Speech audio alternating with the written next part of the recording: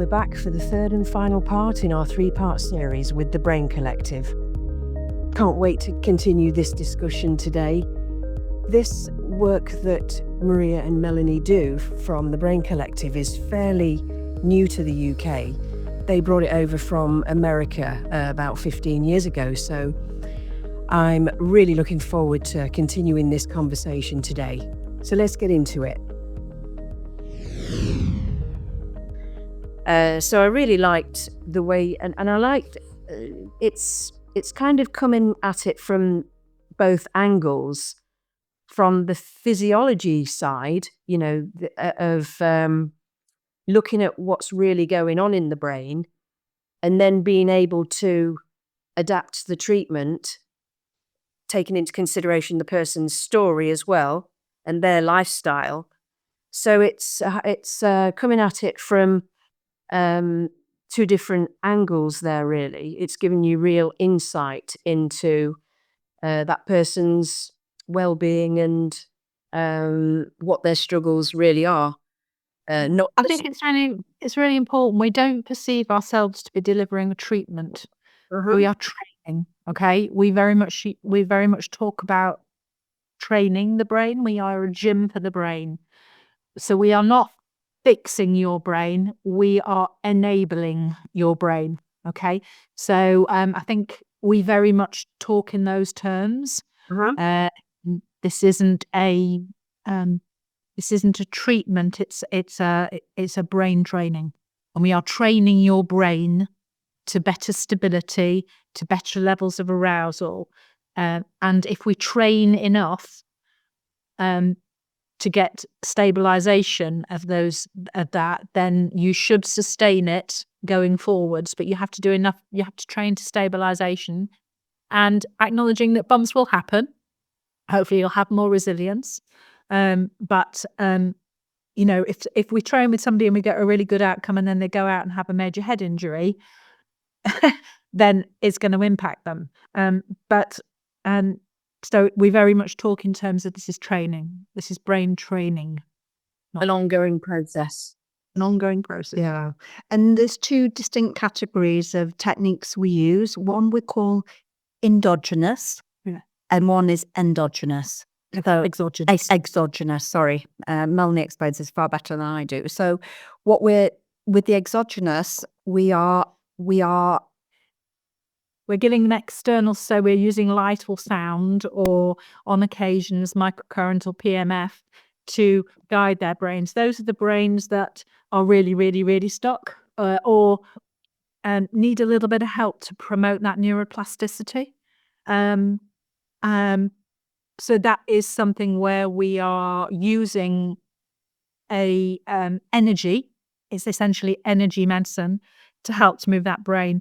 Neurofeedback is what we would class as endogenous neurofeedback. So you are promoting better regulation non-invasively, allowing the brain to better regulate using feedback techniques. So those are the two main categories of the things that we use. Cool. So how effective is this? Sorry, it's not treatment. What is it again? Training.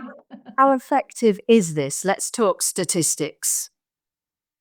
Oh, well, it's a complex area because there are so many, because everybody's an individual. But in our experience, we track the symptom tracker. So we are looking for percentage reduction in symptoms that we are tracking for any one individual over time.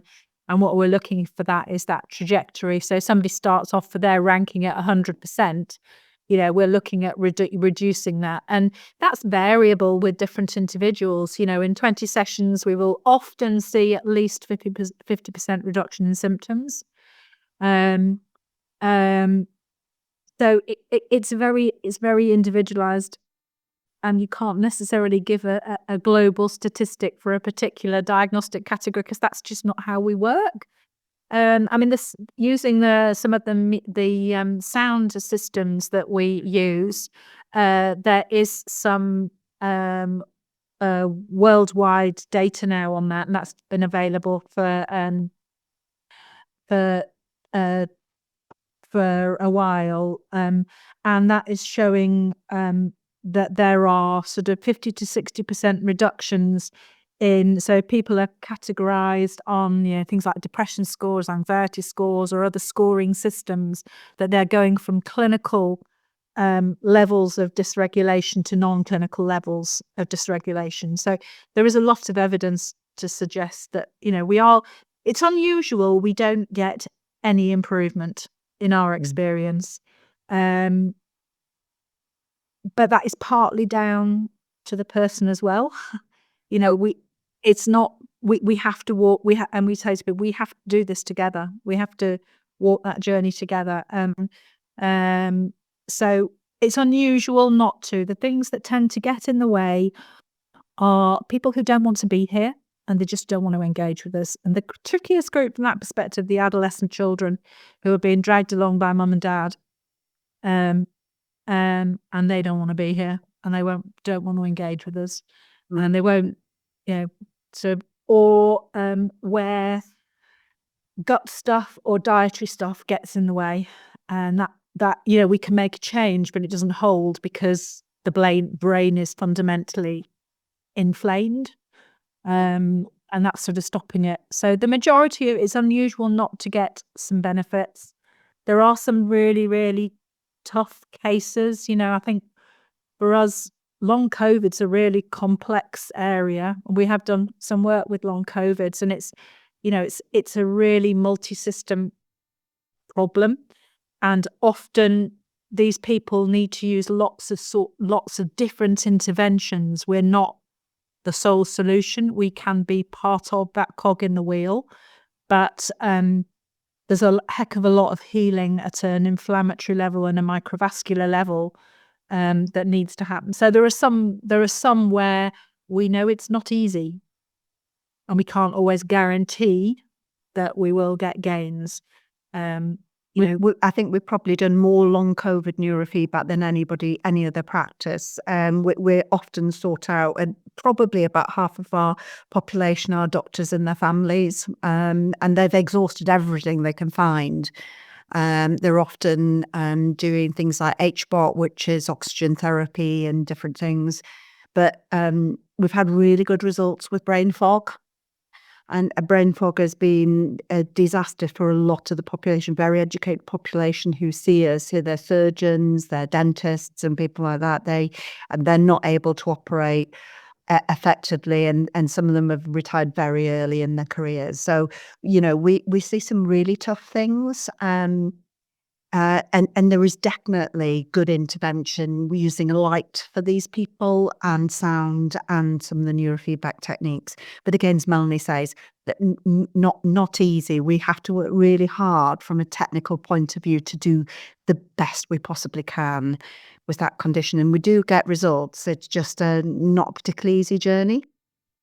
But in terms of results, I think, as Melanie said, I think there's the sound system we use, they're taking a population of 500,000 people to look at that data.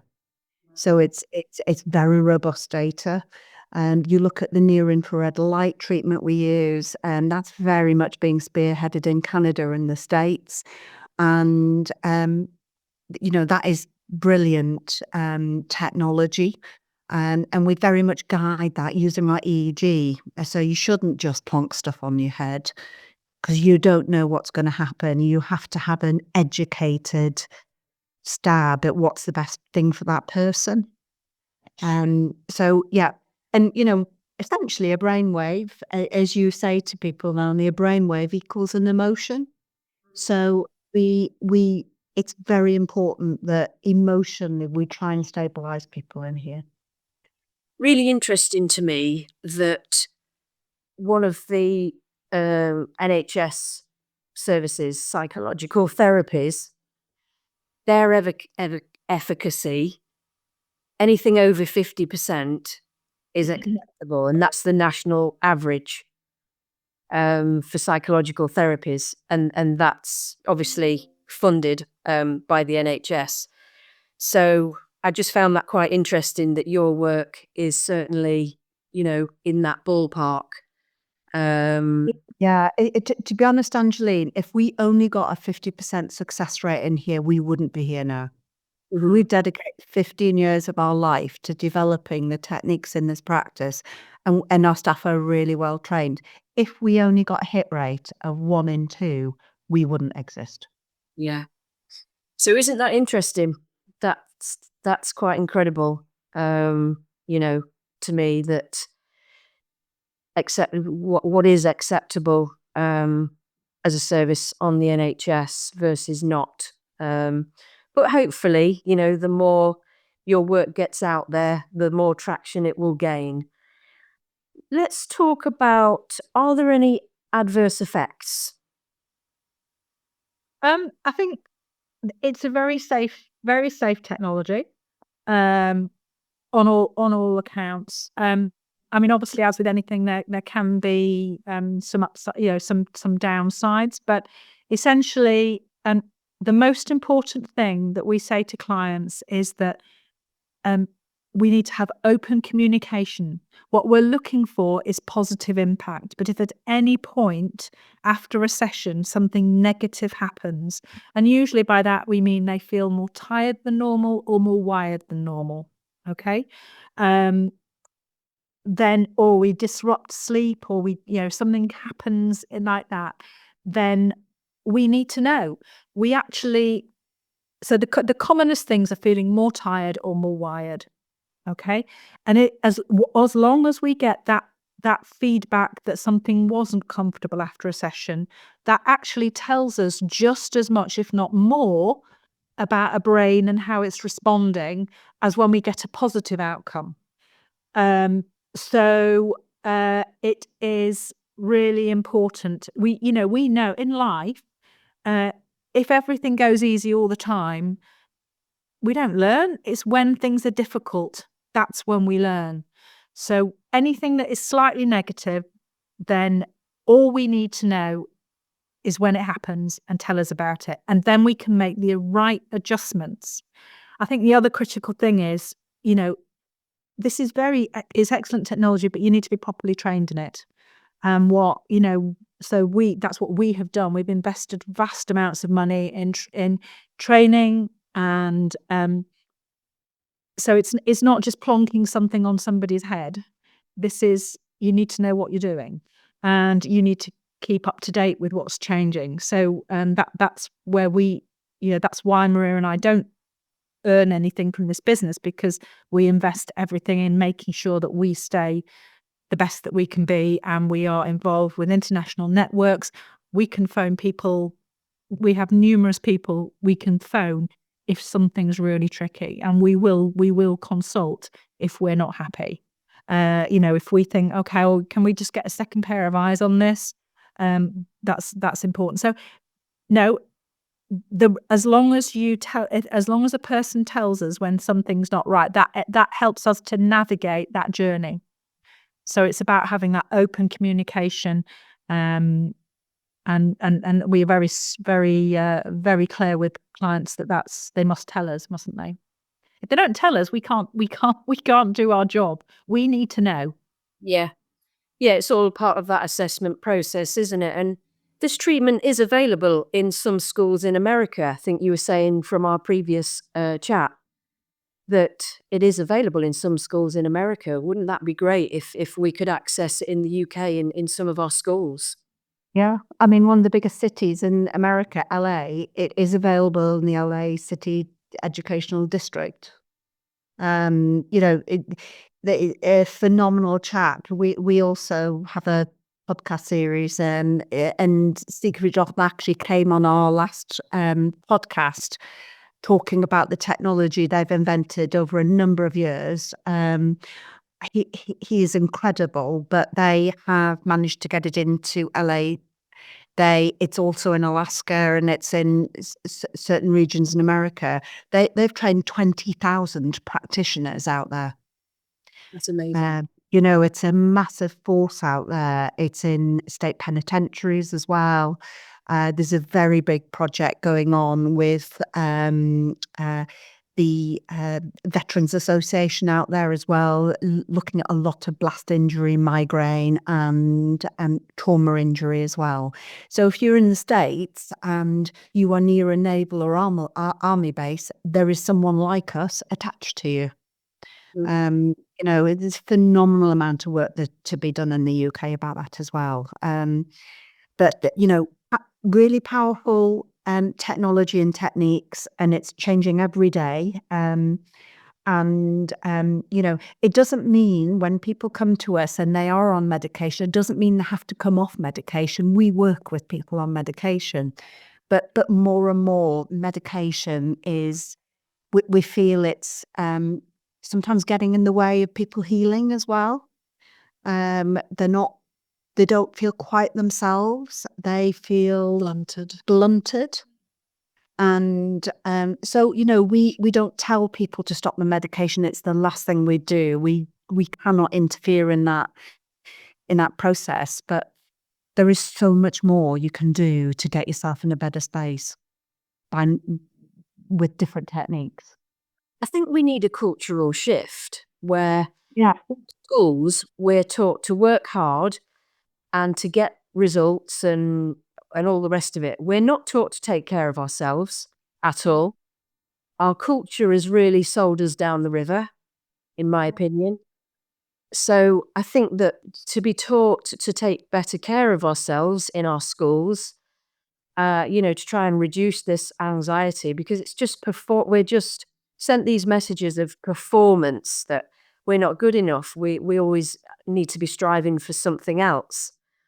So it's just not conducive with our well-being and health and at all, really. No, and you know, we're in talks with a local school about setting up a satellite clinic for them, and every school in the UK now is measured on attendance. So if you go on any school's website, they'll have an attendance button at the top, 97%, 80%, whatever it is. Teachers are measured on it. Children are measured on it. Children come home to their parents and say, I only got 97% this term. So I think we have a conditioning especially in the UK, and it's a trickle down. We all know our parenting styles come from our mum and dad, and it trickles down to your children. But this whole thing about school attendance and the pressure on performance, to the detriment often to the mental health of children, but adults as well. And I think we talked about that before, about individuals feeling like they have to have 100% all the time, and it's not realistic. So we talk a lot about relationships in here, and we're very much a team process. So when we do see a child or an adult, we'll encourage husbands, wives, mums, dads to be in here and to be a massive support network. It's a chance to create good relationships as well, because that is the foundation of a more content life. Managing those relationships. You know, life is not perfect.